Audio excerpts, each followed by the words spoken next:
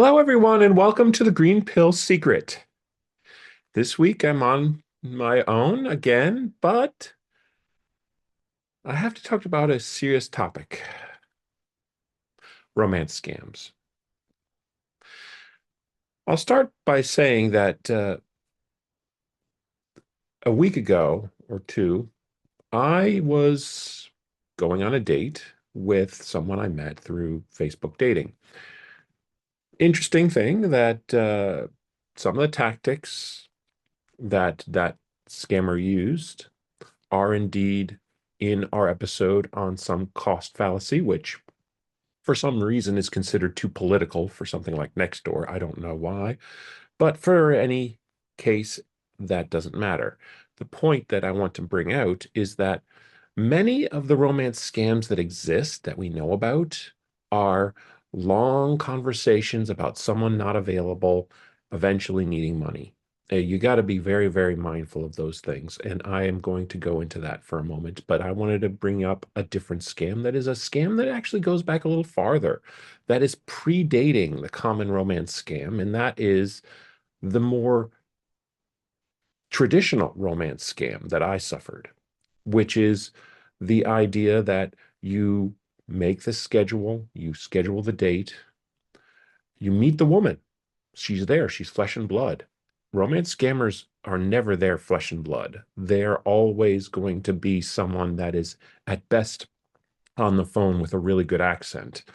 And at worst, you're going to basically be emailing and messaging and telegramming and WhatsApping and all of that stuff and hang out Googling with them and never see their face except for pictures, which you probably can go into Google image search and find them.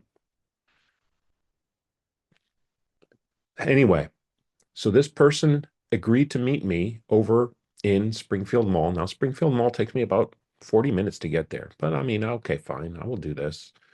And so I'm sitting there for an hour at the time we're supposed to meet and sitting and sitting and sitting. She's keeping me waiting for an hour. Okay, so first, there's your sunk cost fallacy. I've wasted an hour for this woman. She's taking advantage of a sunk cost that I think my time has been wasted. I still have that potential. Oh, well, in for a penny, in for a pound. Don't do that. Don't let yourself get fooled by that sunk cost. If you have wasted time, maybe this woman isn't for you. Maybe she just doesn't show the respect that you need. But you accept uh, you have to be very reasonable, though. I mean, okay, she said that work was going late. Don't be mean. Don't be rude. Give them, don't, don't consider this a total red flag just yet. I think, I'm going to tell you that this is a scam up front, but you don't know this yet. Show some patience. The point I'm trying to make isn't so much cut and run as don't let that cloud your emotional well-being, because you can go into this and say, okay, fine, we will meet. Now you meet, eventually you agree to meet at a strange location.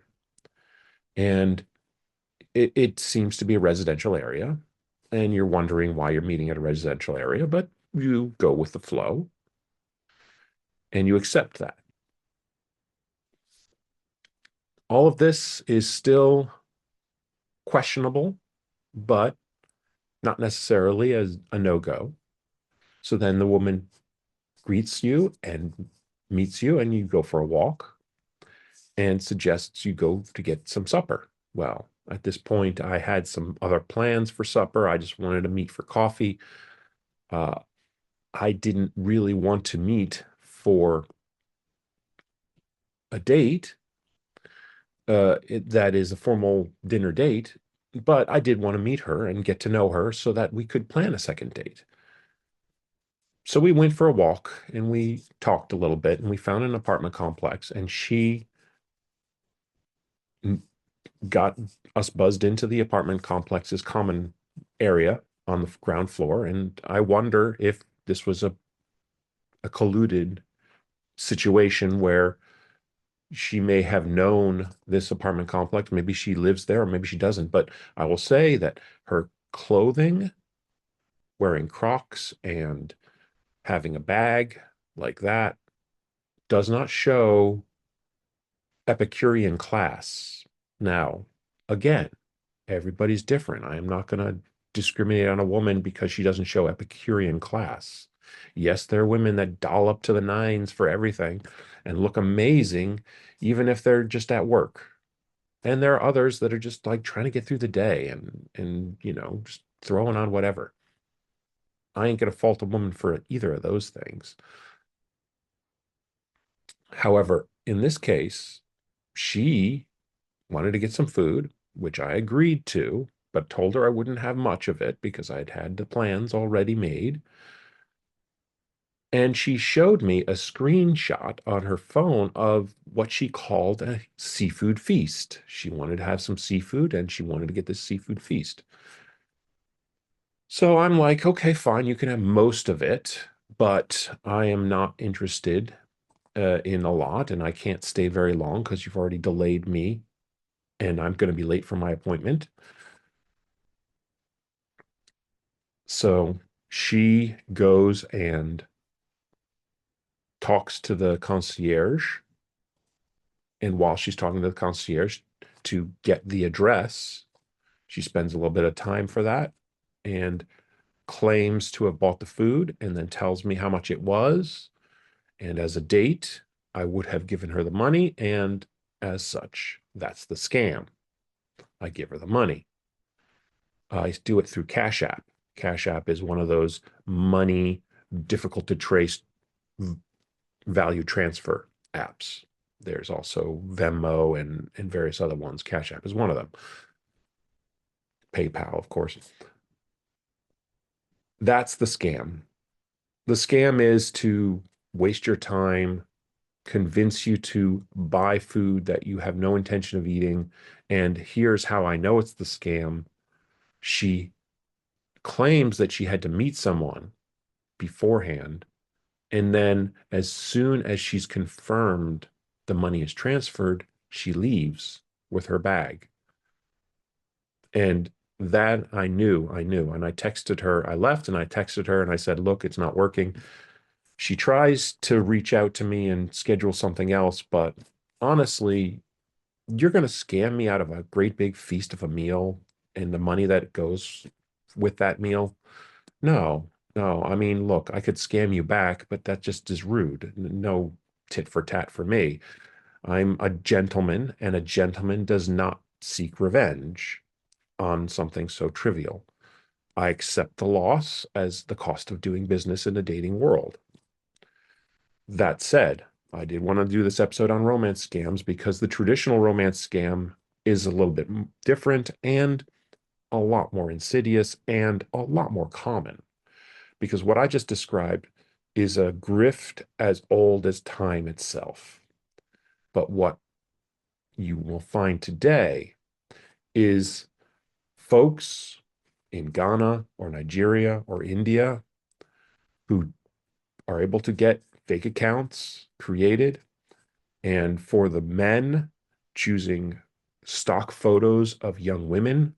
And for the women, choosing stock photos of men in uniform and convincing you that they're there for you and they're your number one. They're the only person they'll ever be into is you, that they are indeed flat head over heels for you.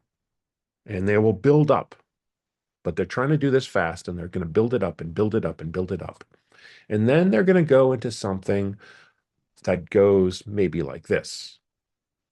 Oh no, my daughter's in the hospital. I cannot afford this. I am so concerned. They're not even going to ask you for money. They're just going to say, I'm so concerned because they're pulling on those heartstrings. They're like, "Oh, can I get him? Can I get him?" And by the way, um, one thing I wanted to note on that last scam, one other red flag in the in-person scam is the Cash App told me a different name than what she gave me. So that comes to this, that name that you see online is potentially a different name than the real person. The person online may be Cynthia, but i- in real life, it is Vikram, a guy's name, because it's a guy pretending to be a woman. And for the romance scams against women, it is typically guys, but it's not a guy you would want to date. It's not a guy that in any way, shape, or form would be of interest to you because it's a scammer, a Yahoo boy living in uh, the slums of Ajubad. They're not the people that you want. They will go after you. They will pull on your heartstrings, or they will do one other thing, which is like, oh, you don't know about crypto? Here, let me get you into crypto. They'll come up with a fake sympathy story or a fake get rich quick scheme. They'll use gift cards because they can easily be transferred. They have hacks over there that if you give them the gift card, they're not necessarily going to get an Apple product with that. There are ways that you can take that gift card with the PIN and convert it to actual cash, or they will convince you to send them money some other way, MoneyGram or wire transfers and all that stuff. And that's one of the reasons why some wire transfers to places like Nigeria are blocked because those scams exist. And of course, the crypto. Once they get you into Bitcoin or Ethereum, your money is in the blockchain and they just pull their wallet request out and voila, it's out of your blockchain. It's transferred to somebody else and you've lost the money.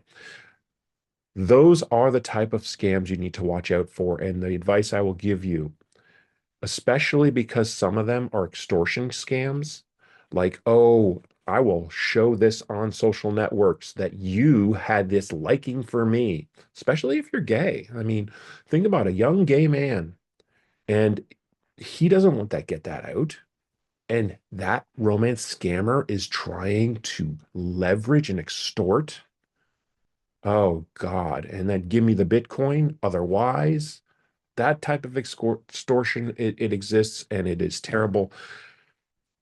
And just be mindful. Even if you see them in person, notice the red flags that I gave you, the sunk cost fallacy, the strange location, the fake name, and of course, the sob story for someone you've never met. All these things are red flags, things that should tell you that this is not romance. Get out, be safe, and thank you again for watching The Green Pill Secret.